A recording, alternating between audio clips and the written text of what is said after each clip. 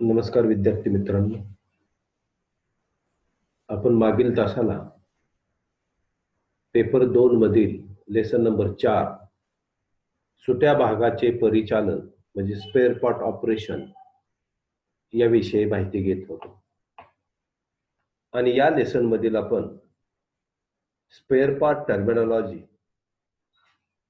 म्हणजे सुट्या भागासंबंधी संज्ञा व त्यांचे सांकेतांक याविषयी माहिती घेत होतो. या स्पेअर पार्ट टर्मिनॉलॉजी मध्ये पुढचे काय महत्वाच्या घटकांची आपण थोडक्यात ओळख करून घेणार आहोत. त्यामध्ये पहिलं जे आहे ते ऍक्सल केसिंग. आता ऍक्सल केसिंगलाच ऍक्सल हाऊसिंग असेही म्हणतात. ही एक नळीसारखी हाऊसिंग असून त्यामध्ये हाफ शाफ्ट, त्यांच्या बेरिंग्स व डिफरन्शियल त्या ठिकाणी बसवलेला असतो. आणि याच ऍक्सल केसिंग वरती मोटार वाहनाच्या पाठीमागील बाजूच्या लिप स्प्रिंगा ह्या त्या ठिकाणी बसवलेल्या असतात. त्यानंतर पुढचा जो घटक आहे तो म्हणजे अल्टरनेटर. आता अल्टरनेटर हे एक एसी करंट तयार करणारे साधन आहे. नंतर त्याचे डायोड रेक्टिफायरच्या माध्यमातून डीसी करंट मध्ये रूपांतर करून ते बॅटरीला किंवा बॅटरी चार्जिंगला दिली जाते आणि त्यामुळं आपली बॅटरी ही चार्ज स्थितीमध्ये राहत असते. कारण मोटार वाहन चाललेलं असताना या बॅटरीमधील विद्युत प्रवाहाचा आपण बहुतेक वेळा सारखा उपयोग करत असतो. मग तो टेप रेकॉर्डर चालवण्यासाठी असेल, रेडिओ चालवण्यासाठी असेल, एसी चालवण्यासाठी असेल, हॉर्न वाजवण्यासाठी असेल किंवा हेडलाइट टेल लॅम्प लावण्यासाठी असेल. आणि त्यामुळं या बॅटरीतला विद्युत प्रवाह जर सतत खर्च होत राहिला तर काही वेळाने ती बॅटरी डिस्चार्ज होण्याचा धोका संभवतो. आणि म्हणून मोटार वाहनावरच अल्टरनेटरची रचना केलेली असते. त्याला इंजिनकडून फिरवलं जातं आणि या अल्टरनेटरमध्ये सुरुवातीला एसी प्रवाह तयार होऊन त्याचं नंतर मगाशी सांगितल्याप्रमाणे डायोड रेक्टिफायरच्या माध्यमातून डीसी प्रवाहामध्ये रूपांतर केलं जातं आणि तो डीसी प्रवाह बॅटरीला दिला जाऊन बॅटरी आपली सतत त्या ठिकाणी चार्ज होण्यास मदत होत असते. पुढचा जो घटक आहे तो म्हणजे अँटी फ्रीज. आता अँटी फ्रीज म्हणजे काय? तर कूलंटचा गोठणबिंदू कमी करण्यासाठी हे वापरले जाणारे एक रासायनिक द्रव आहे. तो आपल्या सर्वांना माहिती आहे की आपलं वाहन जर अति थंड ठिकाणी गेलं आणि जर त्या ठिकाणी त्या थंडीमुळं रेडिएटर मधलं कूलंट जर गोठलं तर इंजिनचं तापमान कमी होण्यास त्या ठिकाणी अडथळे निर्माण होतील. आणि हे टाळण्यासाठी ते कूलंट लवकर गोठू नये म्हणून हे अँटीफ्रीज सारखं सोल्युशन त्या ठिकाणी वापरण्यात येतं. त्यानंतर पुढचा जो घटक आहे तो म्हणजे बॉल जॉईंट. सस्पेन्शन पद्धतीचे घटक जोडण्यासाठी वापरला जाणारा बॉल व त्याच्याशी जुळणारे जे सॉकेट आहे, उदाहरणार्थ लोअर कंट्रोल आर्मला स्टेरिंग नकल जोडणे, याच्यासाठी या स्टेअरिंग सिस्टीम मध्ये बॉल जॉईंट्सचा त्या ठिकाणी उपयोग केलेला असतो. त्यानंतर या स्पेअर पार्ट टर्मिनॉलॉजी मधील पुढचा जो घटक आहे तो म्हणजे ब्रेक कॅलिपर. ब्रेक डिस्कवर फिट होणारी हाऊसिंग त्याला आपण ब्रेक कॅलिपर असं म्हणतो. त्यानंतर पुढचा जो घटक आहे तो म्हणजे break chamber.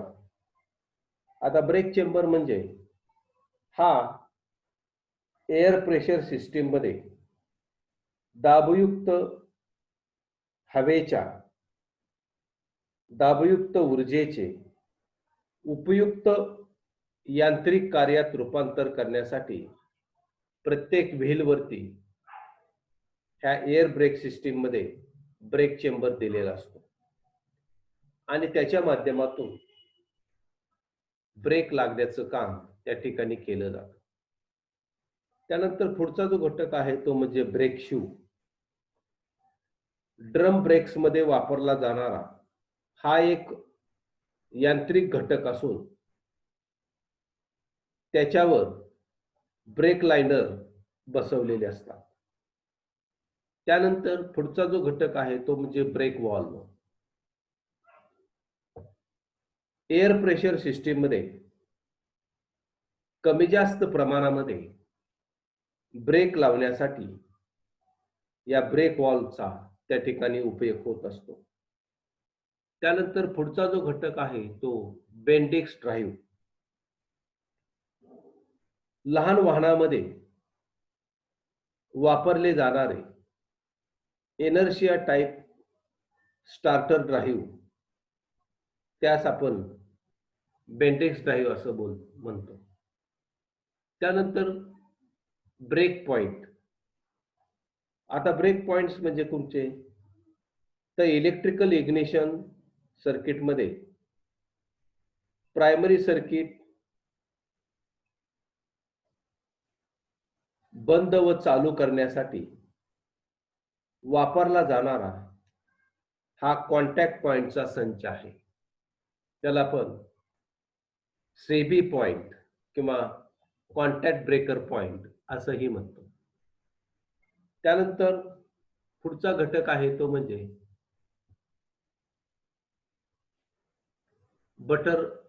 Butterfly valve. Carburettor मध्ये थ्रॉटल वॉल्व म्हणून वापरला जाणारा हा एक वॉल्व असून तो चपटा गोल असून व्यासाच्या ठिकाणी पिव्हेट केलेला असतो. त्यानंतर पुढचा जो घटक आहे तो म्हणजे बायपास फिल्टर. बायपास फिल्टर म्हणजे इंजिनच्या एकूण लुब्रिकेटिंग ऑइलचा काही भागच या ज्या फिल्टर मधून वाहतो तो फिल्टर कॅमशॅफ्ट फायरिंग ऑर्डर प्रमाणे व पिस्टनच्या हालचालीच्या संबंधित वेळेवर वॉल्व बंद आणि चालू करण्यासाठी एका शाफ्ट वरती बरेच कॅम्स किंवा उंचवटे योग्य त्या कोनीय स्थितीमध्ये त्या ठिकाणी दिलेले असतात. त्यानंतर पुढचा जो घटक आहे तो म्हणजे सेंटर डिफरन्शियल. हा 4 व्हील ड्राईव्ह मध्ये वापरतात.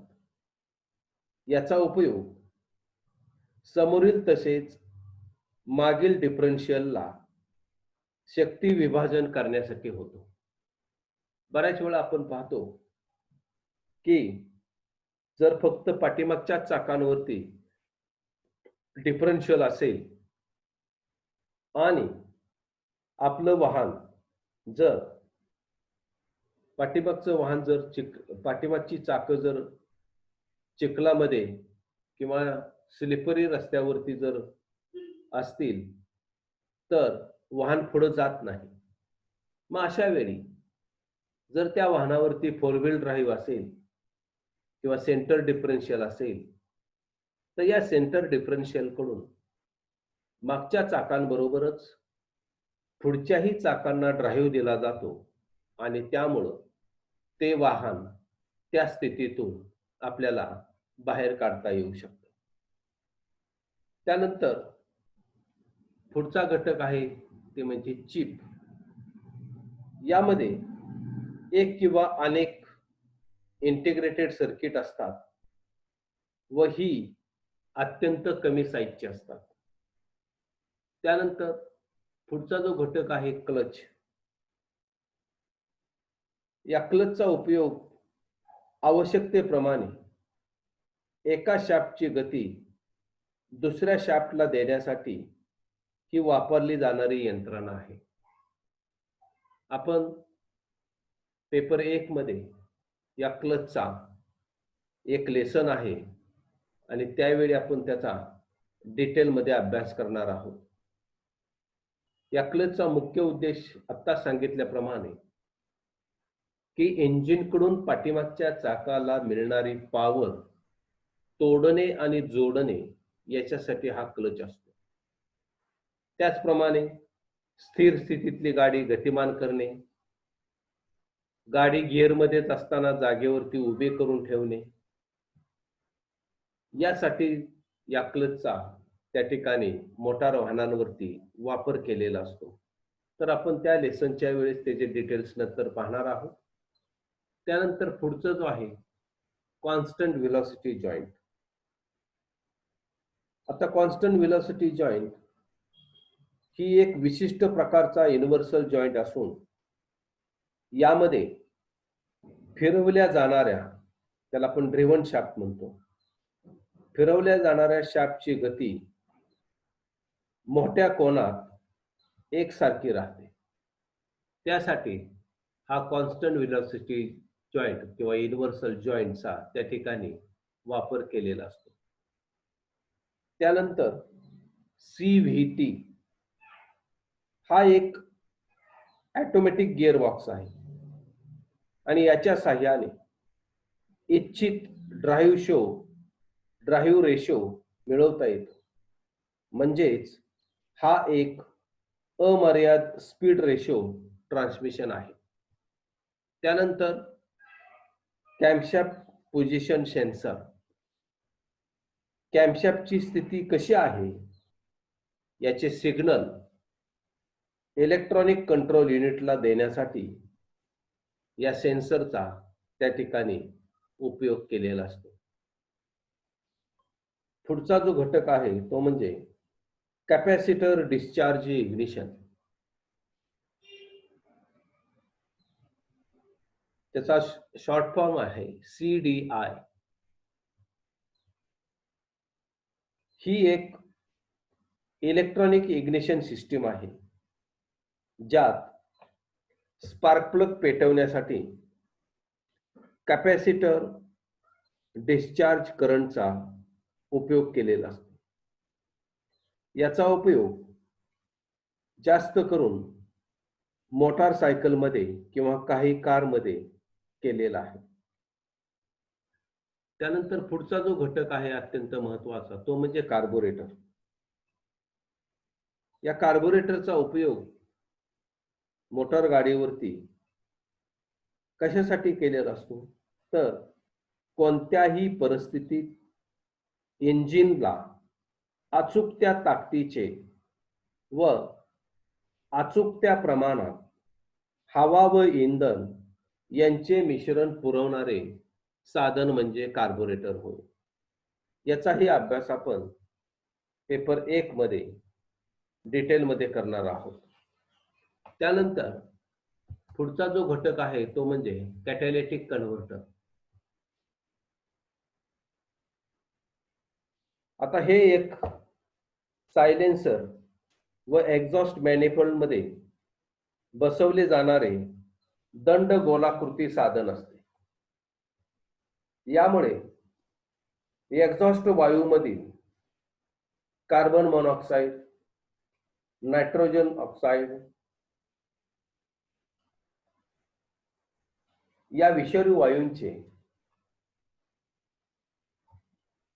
कार्बन डायऑक्साईड, पाणी आणि नायट्रोजन या अविषारी वायूमध्ये रूपांतर करण्यासाठी या कॅटॅलिटिक कन्व्हर्टरचा त्या ठिकाणी उपयोग होतो आणि यामुळे वायू प्रदूषण कमी होते. त्यानंतर पुढचा जो घटक आहे तो म्हणजे डिफरन्शियल.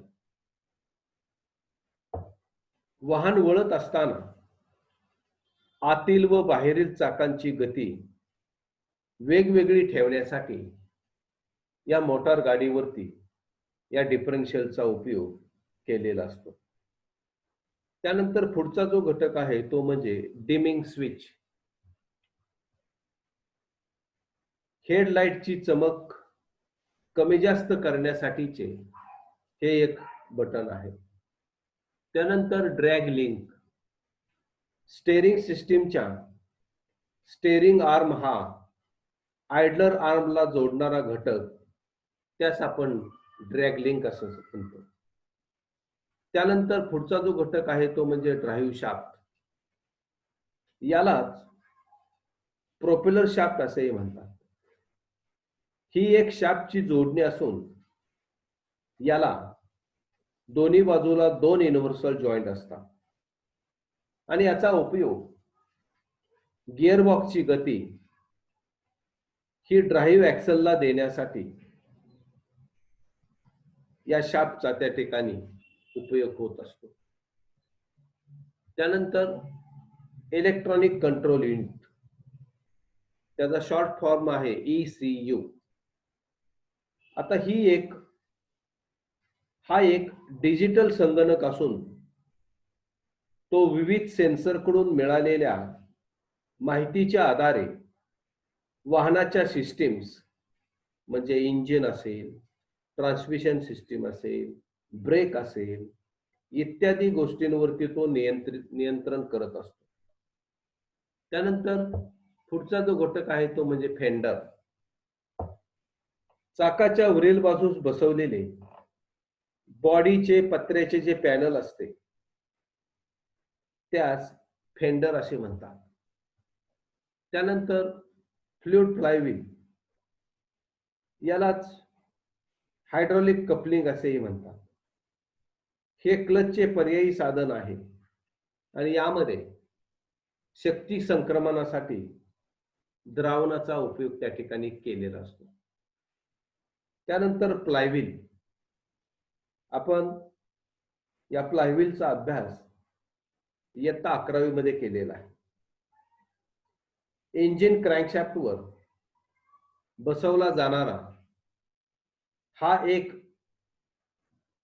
हे एक जड चाक असून इंजिनची गती एकसारखी राहावी तसेच आयडल स्ट्रोकच्या वेळी पिस्टनला गती देण्यासाठी या फ्लायव्हीलचा त्या ठिकाणी उपयोग होत असतो. त्यानंतर पुढचा जो घटक आहे तो म्हणजे हेल्पर स्प्रिंग. हेल्पर स्प्रिंग ही व्यावसायिक वाहनावरती मुख्य स्प्रिंग सह बसवलेली असते आणि यामुळे वाहनाची भार वाहून नेण्याची क्षमता त्या ठिकाणी वाढते. तर आज आपण या स्पेअर पार्ट टर्मिनॉलॉजी मधले काही घटकांचा आपण अभ्यास केलेला आहे. राहिलेल्या घटकांची माहिती आपण पुढच्या तासाच्या वेळेस घेऊ. धन्यवाद.